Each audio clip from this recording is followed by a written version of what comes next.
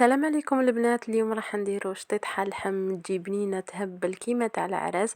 تابعوا لا فيديو للاخر باش تجربوها ان شاء الله.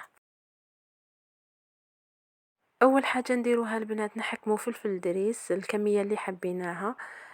نديروا له الماء سخون باش يولي طري ونحوا له الزريعه تاعو. نخلوه مده ربع ساعه هكذاك حتى يولي طري وباش نخدموا به في الوصفه تاعنا.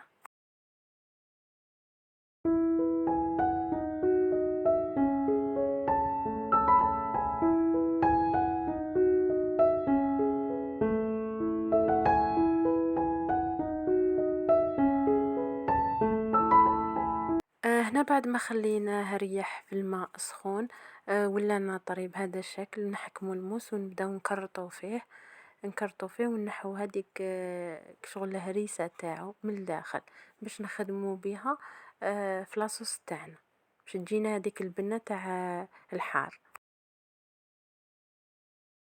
ومن جهه واحده اخرى نحكمو القدره تاعنا نديرو فيها مغرف زبده ولا سمن كيما حبيتو شويه زيت ونديرو اللحم تاعنا يتقلى في هذاك الزيت.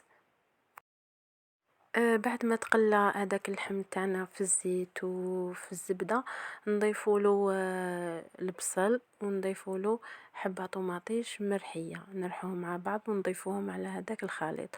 ومن جهة واحدة أخرى نحكم هذيك الدرسة اللي درتها أنا في المهراس وضفت عليها سنة توم وهرستهم بيا نضيفهم لهذاك الخليط ونزيد نضيف ملعقة طماطيش مصبرة على حسب الكمية اللي عندكم.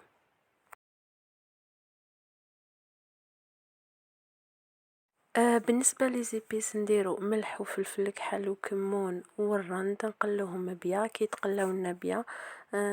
نضيفو ماء سخون ونضيفو الحميصة تاعنا.